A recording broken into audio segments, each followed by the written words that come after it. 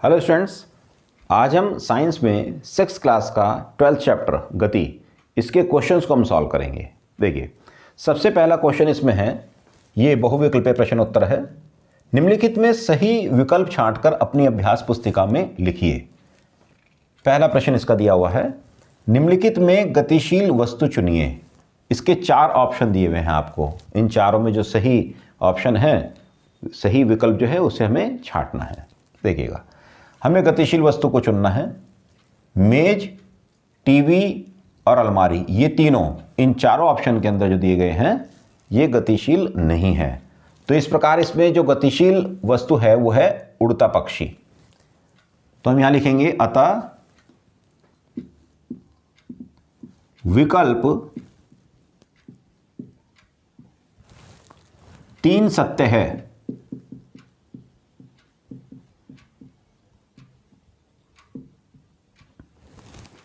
अब आइए, अब इसका ख भाग है, किसकी गति रेखीय गति नहीं है।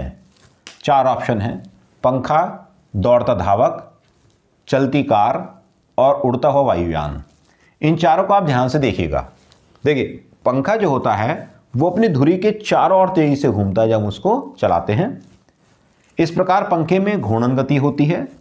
दौड़ता हुआ धावक, चलती हुई कार और उड़ता हुआ वायुयान, ये तीनों रेखीय गति के उदाहरण हैं। तो इस प्रकार जो इसका विकल्प आता है वह होगा पंखा। पंखे की जो गति है वो रेखीय गति नहीं है। अतः विकल्प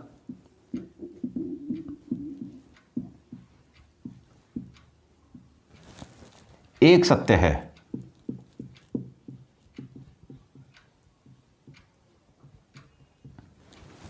देखिए, घ भाग है, ग, घड़ी के पेंडुलम की गति उदाहरण है।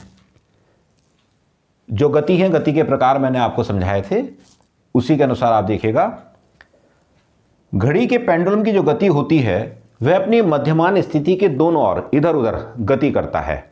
तो इस प्रकार घड़ी के पेंडुलम की गति दोलन गति कहलाती है। तो ये उदाहरण होगा दोलन गति का। तो सरल रेखीय गति, घूर्णन गति और वृत्तीय गति, ये तीनों विकल्प सही नहीं है, असत्य हैं।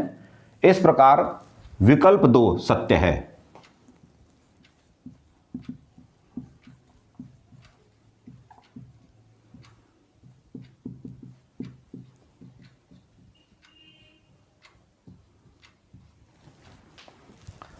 घ भाग में, चाल का SI मात्रक होता है। जो मानक इसका मात्रक है वो हमें इसका बताना है। चाल का जो मात्रक होता है वो मीटर पर सेकंड होता है। मैंने आपको इसकी परिभाषा जब बताई थी तो उसमें मैंने लिखवाया था, चाल का मात्रक मीटर प्रति सेकंड है। अतः विकल्प 3 सत्य है।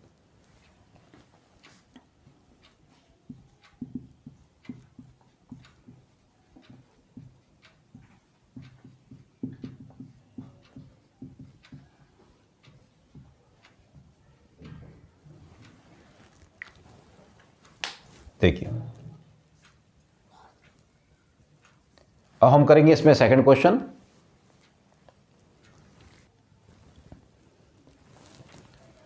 देखिए, अब ये सेकंड क्वेश्चन है। इसमें 2 स्तंभ हमें दिए हुए हैं। स्तंभ क के कथनों का मिलान स्तंभ ख के कथनों से कीजिए तथा सही जोड़े बनाइए। देखिए, इसमें 2 स्तंभ हमारे पास है, एक कॉलम क दिया हुआ है और एक दिया हुआ है ख। इन दोनों में 2-2 कथन दिए हुए हैं और ये जो कथन है इनका जो सही सत्य जो कथन है उसके साथ हमें इसका मिलान करना है। देखें, सबसे पहले इसमें दिया है कार की गति, पंखे के ब्लेड की गति, झूले की गति, लट्टू की गति। ये 4 ऑप्शन हमारे पास, 4 इसके कथन हमारे पास हैं, ऑप्शन नहीं है सॉरी, ये 4 कथन हमारे पास हैं। इन कथनों का स्तंभ ख के जो कथन हैं इनसे हमें इसका मिलान करना है। तो देखिएगा, कार की जो गति है, इन चारों प्रकार की जो गति इनमें देखिए, कार की गति यदि एक सीधी सरल रेखा है, सीधी सरल रेखा में चल रही है तो सरल रेखीय गति कहलाती है। दूसरा इसमें कथन दिया है पंखे के ब्लेड की गति। पंखा आप जानते हैं कि अपने अक्ष के चारों तो घूमता ही है, लेकिन जो उसके ब्लेड पर यदि आप कुछ लगा दें तो आप देखें वो एक घेरा बना करके घूमता हुआ दिखलाई पड़ता है। तो इस प्रकार से पंखे के ब्लेड की जो गति होगी वह होगी वृत्तीय गति। झूले की गति, झूला जब लटका हुआ होता है, बच्चा उस पर बैठा होता है तो अपनी मध्यमान स्थिति में होता है, और जो झूले को थोड़ा सा पकड़ करके आप छोड़ देते हैं तो वो इस तरह से गति करने लगता है, हिलने लगता है, और यह बिल्कुल पेंडुलम की तरह घूमता है, पेंडुलम की तरह गति करता है। तो इस प्रकार झूले की जो गति होगी वह दोलन गति कहलाती है। लट्टू की गति, लट्टू अपने अक्ष, अपने धुरी के चारों ओर बहुत तेजी से घूमता है, तो इस प्रकार लट्टू की जो गति होगी वह घूर्णन गति होगी। और हमें इसका जो सही जोड़ा है वो इसके सामने लिखना है, और आप ये ध्यान रखें, आप जो तीर बना बना करके इसको मिलान करते हैं ऐसा ना करें, जो इसका सही उत्तर है वो इसके ठीक सामने ही लिखा करें। कार की गति, ये किस प्रकार की है? सरल रेखीय गति है।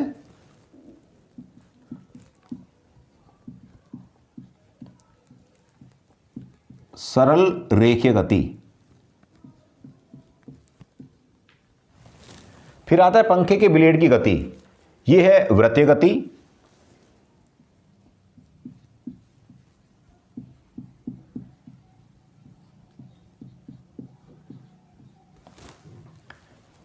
गा कथन में आता है झूले की गति, यह है दोलन गति का उदाहरण।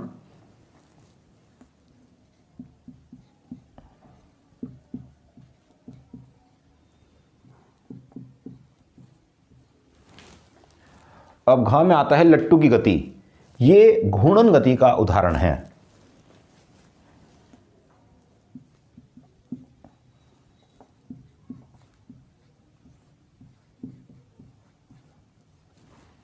इस प्रकार स्तंभ का के कथनों का स्तंभ खा के सही कथन से इसका मिलान हो गया है।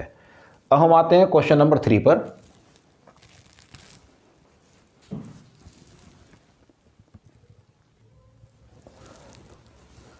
अब ये क्वेश्चन नंबर 3 है।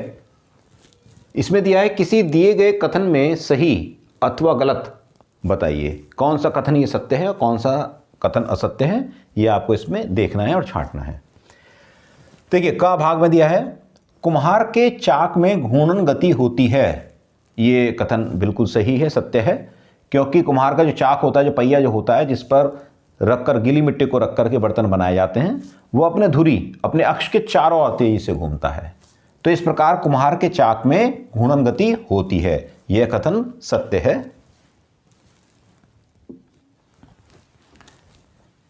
दूसरा कथन आता है किसी वस्तु द्वारा तय रास्ते की लंबाई विस्थापन कहलाती है।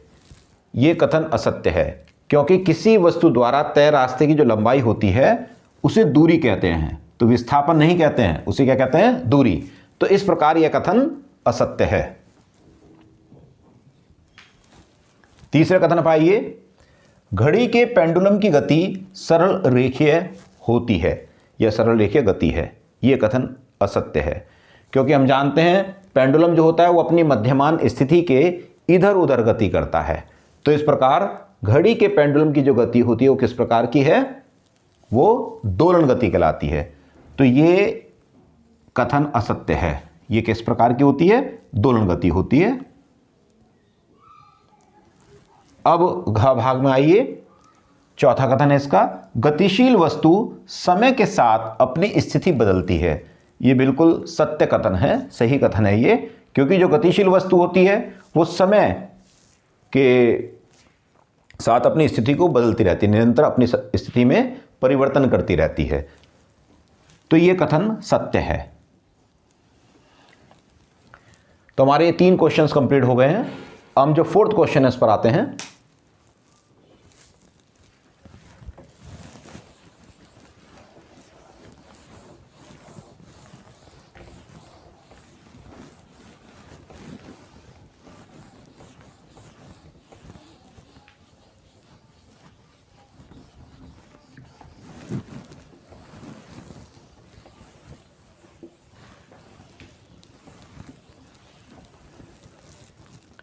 देखिए, 4th क्वेश्चन है, किसी वस्तु के विराम और गतिशील अवस्था में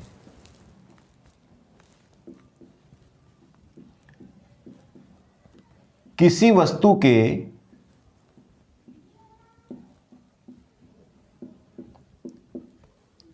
विराम और गतिशील अवस्था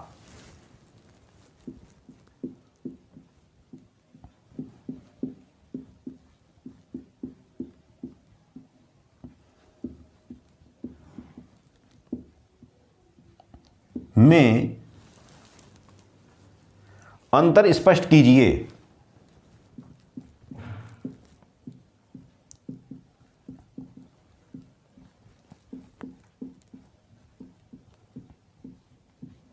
ये इसका फोर्थ क्वेश्चन है। तो देखिए यहां हमें विराम की और गति की इन दो अवस्थाओं के बारे में बताना है। देखिएगा, जब समय के साथ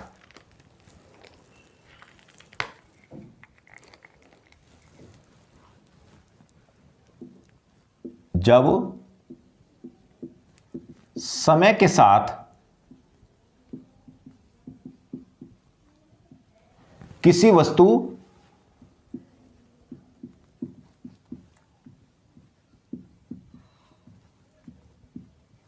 की स्थिति में परिवर्तन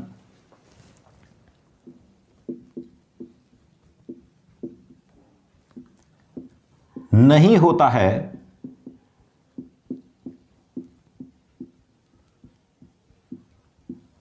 तो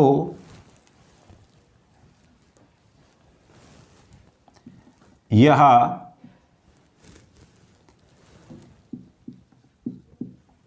विराम की अवस्था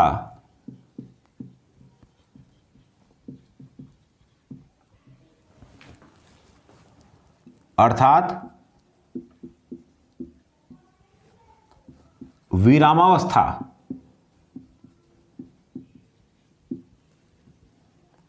कहलाती है।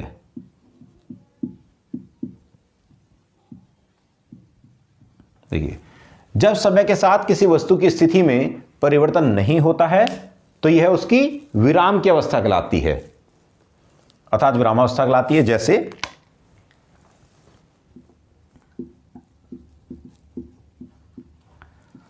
कमरे की दीवारें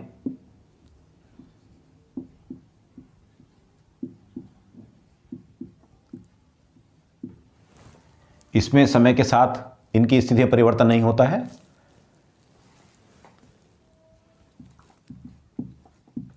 सड़क किनारे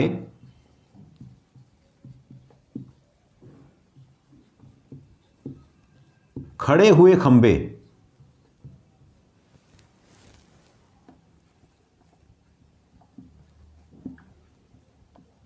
आदि, ये विराम अवस्था की स्थितियां हैं। अब आता है इसमें गतिशील अवस्था। ये था विराम अवस्था, अब गतिशील अवस्था देखिए।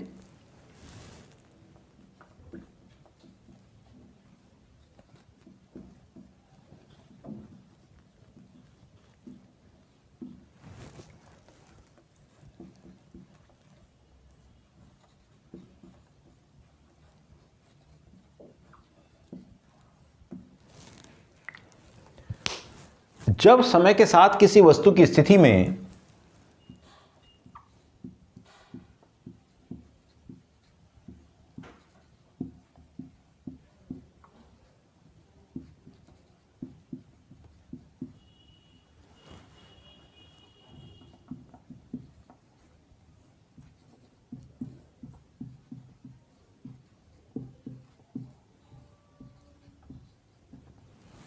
परिवर्तन होता है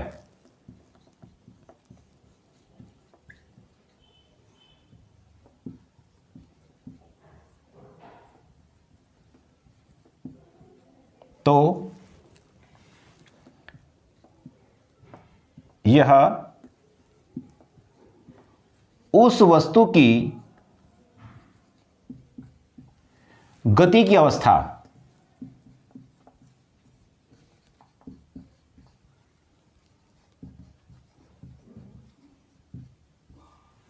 अर्थात गत्यावस्था कहलाती है।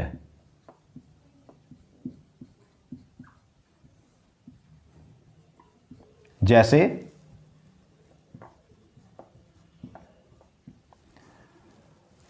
आकाश में उड़ते हुए पक्षी,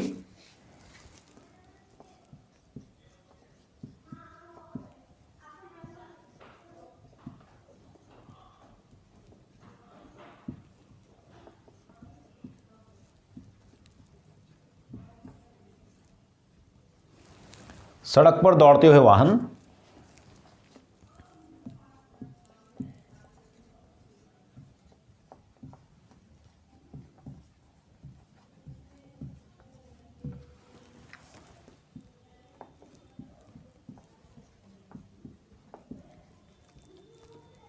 आदि। ये सभी गति की अवस्था के उदाहरण हैं। तो इस प्रकार ये जो फोर्थ क्वेश्चन है आपका कि किसी वस्तु के विराम और गतिशील अवस्था में अंतर स्पष्ट कीजिए, ये इसमें दोनों में अंतर आ गया है। इस विराम की अवस्था में समय के साथ किसी वस्तु की स्थिति में परिवर्तन नहीं होता है, और गति की अवस्था जिसे गति अवस्था भी कहते हैं, इसमें समय के साथ वस्तु की स्थिति में परिवर्तन होता है। तो ये फोर्थ क्वेश्चन हमारा कंप्लीट हो गया है। अब हम नेक्स्ट जो पार्ट हमारा होगा उसमें मैं जो शेष बचे हुए जो क्वेश्चंस हैं, बाकी क्वेश्चंस को मैं आपको उसमें सॉल्व कराऊंगा। Okay, thank you.